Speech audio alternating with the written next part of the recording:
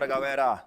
Professor de Física, Wellington Júnior, EXP Resolve. Vamos lá, questão 2009, primeira aplicação. O ônibus espacial Atlantis foi lançado ao espaço com 5 astronautas a bordo e uma câmera nova, que iria substituir uma outra danificada por um curto-circuito no telescópio Hubble. Depois de entrar em órbita a 560 km de altura, os astronautas se aproximaram do Hubble. 2 astronautas saíram do Atlantis e se dirigiram ao telescópio. Ao abrir a porta de acesso, um deles exclamou, vamos grifar isso aqui, ó. Esse telescópio tem a massa grande, mas o peso é pequeno. Vai lá. Considerando o texto e as leis de Kepler, vamos circular isso aqui também. Pode-se afirmar que é a frase dita pelo astronauta. Bom, calma, galera. Vamos antes lembrar quais são as chamadas leis de Kepler. Vamos lá? São 3, né? Vamos lembrar de cada uma delas aí. Nós temos, ó, leis de Kepler. Com isso a gente vai resolver a questão, tá? A primeira lei de Kepler, ela também pode ser chamada de, ó, lei das órbitas. Bacana? Primeira lei de Kepler, ela é chamada de lei das órbitas. Ela fala o seguinte, primeiro, o Sol não fica fixo, né, nessa posição, como a gente via, por exemplo, na teoria heliocêntrica, né? O Sol era o centro do universo, tá? Ele fica oscilando entre 2 posições, que eu vou chamar aqui, ó, de F1 e F2, que são chamados focos da elipse. Bacana? E um planeta gira em torno do Sol, não de maneira circular, né? Mas de maneira elíptica, ok? Então tem um planeta aqui, ó, vai girar em torno do Sol dessa maneira. Então o Sol fica oscilando entre F1 e F2 e o planeta girando em torno do Sol de maneira elíptica e não circular, ok? Aí vem a segunda lei de Kepler, que é a chamada lei das áreas. Tá? Segunda lei de Kepler, ou chamada lei das áreas. Vamos novamente aqui, ó, desenhar o Sol. Vamos mais ou menos aqui, ó, desenhar a nossa elipsezinha. Bacana? Vamos desenhar o planeta aqui em 2 posições, tá? Para um planeta sair dessa posição e vir até essa, ó, fazer esse percurso, ó, ele gasta um tempo para isso, né? Que eu vou chamar de ΔT, beleza? E vejam que se eu traçar uma reta aqui em relação ao Sol, eu vou ter essa área que eu chamei de A ali, ó. E a segunda lei de Kepler diz que essa área ela é proporcional ao tempo de percurso, tá? Se eu pego o planeta em outros 2 pontos sendo deslocado, aqui, por exemplo, ó, entre esses 2 pontos, nós temos aqui um tempo, né, ó, eu vou chamar de ΔT2, aqui eu vou chamar de ΔT1, tá? Aqui eu vou ter uma nova areazinha, ó. Vou ter a área aqui A2, tá lá?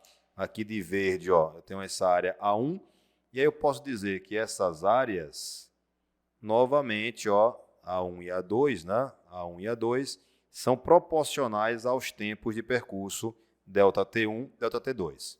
Bacana? Nós temos também a terceira lei de Kepler, tá? A terceira lei de Kepler, que é a chamada de, ó, lei dos períodos, tá? Lei dos períodos, que em resumo fala o seguinte, essa distância do planeta ao Sol não é constante, né? Então a gente tem, para cada planeta em relação ao Sol, né, no sistema solar, o que a gente chama de distância média, né? O que a terceira lei fala é que o período de revolução, ou seja, o tempo para completar uma volta em torno do Sol, que para esse planeta significa 1 ano, tá? Ela é proporcional à distância média entre esse planeta e o Sol, tá? Então, por exemplo, Mercúrio, que é o planeta mais próximo do Sol no sistema solar, ele completa uma volta em menos tempo do que a Terra, por exemplo, mais ou menos 88 dias. Ó. Então, cada 3 meses nossos aqui, praticamente, né, 88 dias terrestres é um ano lá em Mercúrio. Bacana? Então, nós temos aqui as 3 leis de Kepler, tá? Eu tenho uma situação para mostrar a vocês aqui. Isso é importante, ok? Vamos ver, ó. Eu tenho aqui a Terra. Eu tenho aqui o nosso satélite. Olha lá, o satélite em órbita aqui em relação à Terra, ok? Vamos separar um pouquinho aqui agora os desenhos. As leis de Kepler, elas são aplicadas tanto para os planetas em relação ao Sol, quanto para os satélites em relação aos planetas, tá? O que eu quero mostrar aqui para vocês, eu quero mostrar uma situação que envolve força gravitacional. Tá? Nós temos aqui, ó, uma força gravitacional, uma força atrativa, beleza? Aqui são forças de ação e reação, bacana? Aqui não estou falando de lei de Kepler mais com vocês, tá? Aqui já é outra situação, beleza? Fiquem ligados nesse desenho, que daqui a pouco eu ainda vou falar sobre isso aqui, tá? Vamos para os vídeos agora? Voltando, a questão quer saber sobre essa frase aqui, ó, que o astronauta falou, tá? Esse telescópio tem a massa grande, mas o peso é pequeno. Vamos para a letra A? Não se justifica. Olha lá. Porque a força-peso é a força exercida pela gravidade terrestre, nesse caso, sobre o telescópio, e é responsável por manter o telescópio em órbita. Galera, vejam que para que eu tenha um movimento do satélite, eu tenho essa força gravitacional que vai servir como força centrípeta, mudando a direção e o sentido do vetor velocidade, ok? Então, o que mantém ele em órbita é força gravitacional. Tá? Então, a letra A aqui, ó, é verdade. A frase dele não justifica. Tranquilo? Vamos ver os outros itens, o que acontece? O que acontece aqui é uma situação que a gente chama de imponderabilidade. Beleza? O que significa isso? Isso significa que todos os corpos, eles caem. Em resumo, uma frase como essa, tá? É o que acontece no elevador, por exemplo, que você tem a impressão de que está, naquele momento que o elevador se movimenta para baixo, por exemplo, você tem a impressão de que está mais leve, né? Notem, é o que acontece com aquele pessoal que faz turismo espacial, ok?